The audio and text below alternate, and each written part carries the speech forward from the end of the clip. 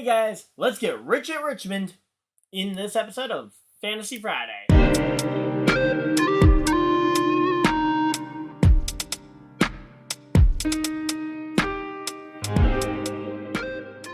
Hey guys, Ryan here, and today we are here for another episode of Fantasy Friday where we are going to go over the top fantasy picks, the odds coming into the weekend here at Richmond Raceway, and a whole lot more. So if you guys are excited to be along for this ride, of course, leave a like and subscribe as we get into this one. But yeah, so starting off, I'm going to put up, over there, we're going to put up the fantasy odds for you guys.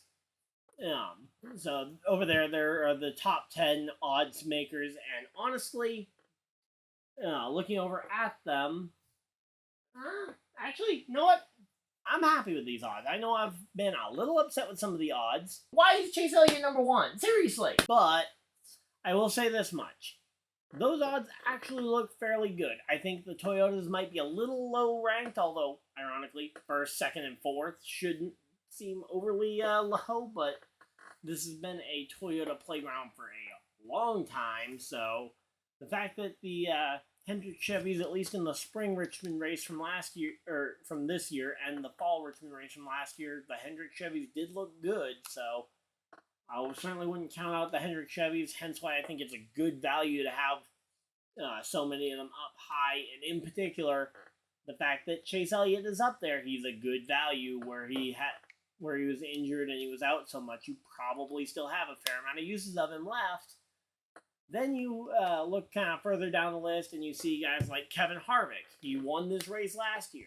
Hard to bet against him at this point. He won this race last year. All he needs is solid results, though, to make the playoffs. So he can look for a win to try and extend his career and ultimately go and send off his career potentially with one more win. Because you never know which race might be his last win. It might have been last year. It might be this year. But where he won this race in the fall last year, I wouldn't put it past him winning 2 years in a row. Kevin Harvick, I would say, is a pretty safe bet. Kyle Busch, he's been a very consistent Richmond threat for a while. He finished 14th here in the spring in his first drive for RCR. So to take out the Chevy, or to take out the Toyota dominance, which kind of carried with him, he did look a little pedestrian at Richmond. Although pedestrian for him, he's still pretty good, and honestly, I wouldn't be surprised to see him with a top 10, maybe even a top 5, or competing for a win here at the end of the day. Joey Logano, another one, just kind of a good, solid run for him. Not really much to worry about. He did win the spring Richmond race back in 2017 before getting disqualified, although he hasn't really had much for other Richmond success. I think he's a solid pick, but if you are low on uses on him, possibly this would be an okay race to skip, since certainly statistics don't show him winning this track a ton. And I think that he does have other tracks coming up that he could win at, although there are only 5 races left in the regular season. And after that, your uses do get reset, so possibly might as well just go and burn your uses on them. Again, Chase Elliott down there in 9th place. As I said, good value. He's been injured and suspended for a good portion of the season. So if you have uses left on him, which you definitely should, I don't see any reason that he shouldn't be in your lineup at least 3 or 4 times throughout the remainder of this regular season. He's a great road course guy, but we'll talk about that when we get to Indy Road Course and Watkins Glen later. And then Ross Chastain. I just think it's nice to see a little bit of variety. So seeing a Trackhouse Chevy put up there as opposed to another Toyota, which would have been number 11, would have been Tyler Reddick. So I think the top 10 there honestly looks pretty solid for a group of drivers, for the top 10 drivers. And again, I think there's some pretty solid picks. I think most of your lineup should be coming from that list, unless you're very short on uses on people. Are really short on uses of people. Over here, now I have some long shots, some guys with maybe not as great of odds, not looking as dominant going into this weekend, although we haven't seen practice or qualifying, so maybe they'll be just amazing pickups, and if that is true, maybe I end up looking like a fool in this video, but these would be the guys I would say probably don't have the best odds to win the race and are really low on uses. Let's say you've got one use left to Larson. Maybe you're completely out of Martin Truex Jr. races because you predicted him to be Martin Monday and winning 2 or 3 races this year on Mondays. But, yeah. Now, also, this race may get rained out to Monday, so Martin Monday might pop back up again. But looking at some of these guys, Stenhouse, he was part of the duo, him and Brian Patty, that reinvented the wheel here at Richmond a couple of years ago, back when they used to both work for Roush Fenway Racing. The two of them reinvented it and really kind of established the strategy that we now know today as the pit in the middle of the stages rather than trying to run the whole stage, because you can make the whole stage on fuel, but forcing the pit stop in the middle, that was originally pioneered by Stenhouse and Brian Patty, so potentially Stenhouse could have another rabbit up his sleeve ready to go. Or at the very least, you could be a solid, again, value pick, potentially, further down the roster. Looking at some of these other guys, I mentioned Kevin Harvick potentially doing well here. Potentially could lead to the rise of some of his teammates there, like Ryan Preece or Chase Briscoe. So, certainly wouldn't say that they're completely bad bets, even though they haven't necessarily showed a ton. Ryan Preece is a good short track racer. Chase Briscoe's first NASCAR Cup Series win came at a short track. Similar style to Phoenix and Richmond being similar style tracks. I wouldn't put it past those two being very good picks. Then you look at a little further down and you got the Kaulig duo. Here's where I want to mention something real quick. AJ Allmendinger has elected to not qualify his car because he is going to race in the Road America NASCAR Xfinity Series race. And, I mean, this is just I don't know why he's elected to do this, but, yeah, AJ Allmendinger will start from the rear of the field, and I would say maybe not such a good bet, actually. Yeah, he is down here, and if you trust in Allmendinger, you might be rewarded with a very good fantasy day if he does show up.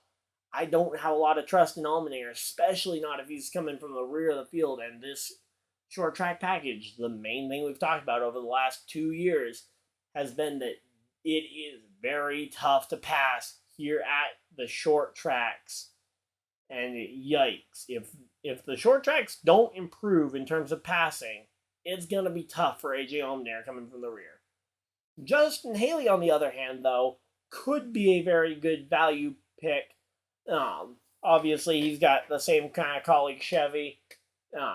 He's had some good performances and bad performances. We don't really know how he is as a short track guy yet in Cup, but I'm throwing his name in there as a potential dark horse because, again, I think his teammate has a lot that he can help get Haley up to speed in terms of development here. But, I wouldn't necessarily say put all your chips in his basket. Similarly, I would say I would have a little bit of caution here. I know I've listed him almost every week on this show because I'm a big fan of Michael McDowell, and I'd love to see him make a run here. But he did not have a great day at Richmond. He has not had a great day at Richmond in the past, although in the spring race, I think he actually had a pretty decent finish. Yeah, so Michael McDowell actually ended up with a top 10 finish here in the Richmond race in the spring. So to say that he can't win at an intermediate or at a short track like this, I mean, certainly a win I think would be a very long shot, but a solid top 10, top 15 day, especially if you're out of picks further up in the roster, he might be your one guy to bet on. Although I would say your probably safest bets would be the 2 SHR cars and Stenhouse. Any of those other names on that list could be some good value as well further down the list. Even Ryan Newman there, further down the list, but he is a short track specialist, and he in fact only came back to the Cup Series this year for the short tracks. And with that as his main focus, potentially we could see him have a pretty good day at a short track. He's been taking part in the Tony Stewart SRX racing experience. I haven't gotten to see any of those races on Thursday nights just because of my schedule, but yeah, it certainly could be a good day for to use Newman, and you certainly won't run out of uses of him. So, yeah, I would say that there's some pretty good bets there. All right, and now we're at the part of the video where I'm just going to rattle off a few names in kind of the middle of the odds sheet that maybe aren't the long shots that I showed you in the last part, but weren't in that top 10, top 50, that weren't in that top 10 shot that I showed you right at the beginning. So, Tyler Reddick. Good short track racer, certainly could end up being a force here at this race weekend. I just, and certainly the Toyota power could reign supreme. I just don't know about Reddick's ability to not get caught up in something. Ryan Blaney, again, Penske, I could see some of the Penske cars cycling to the front. I just don't know if Blaney would be my first pick of a Penske car, and if I'm going to pick a Penske car, it will probably only be one, maybe two Penske cars max. The Roush Fenway Keselowski guys. I could see Brad Keselowski or Chris Buescher both being a good value pick here. They've really shown up at some of the more strange tracks of the year that you might not have expected to see them at. A lot of the intermediates, and we've seen them show up at the short tracks in the past. Look no further than Bristol last fall when Brad Keselowski looked on pace to win that race, and Chase Briscoe did ultimately win that race after a bunch of tire issues. I wouldn't say that that's too bad of a bet. Alex Bowman, former Richmond race winner, now going to be looking for a way to try and win his way to the playoffs. Again, not a bad pick. Maybe not the first Hendrick car I would choose, but again, if you're trying to fill out your roster, someone to consider. So the final two drivers I want to mention here are both drivers who need points for the playoffs and are both driving Toyotas. So if the Toyota powerhouse does lock down the entire top 10 here, these two drivers would be very good picks. But Bubba Wallace, again, just the fact that he's driving a Toyota makes him a better value pick here than maybe some other tracks would be. And same thing with Ty Gibbs. Ty Gibbs has shown a little bit more speed at Richmond and in his limited starts at the short tracks in general, but I wouldn't necessarily say he would be my first pick of the Toyotas. But again, if you're trying to fill out a roster, he could very well be a good value pick here in the middle of the field in terms of the odds. So that's, for the most part, that's most of mine. Let me go and actually build my roster so you guys can see it, and I'll be right back. All right, so in closing, over here on the side, as usual, I've got my own personal fantasy lineup. So if you guys want to see what I've got in my tool bag here for picks, feel free to go ahead and look at that. Maybe even completely copy it, although I'm sure the amount of uses you guys have left on certain people might end up putting you in a different situation than me. But those are my picks for the fantasy weekend here at Richmond. Of course, let me know who you guys are picking for your fantasy teams in Richmond, who maybe you guys think I maybe slept on in terms of good bet, or someone who I said is a really good bet who probably shouldn't be mentioned much at all. But, of course, let me know what you guys think down in the comment section below, and I will see you guys in the next video, live stream, or whatever you guys decide to do with the rest of your day. Have a great day, everybody, and goodbye!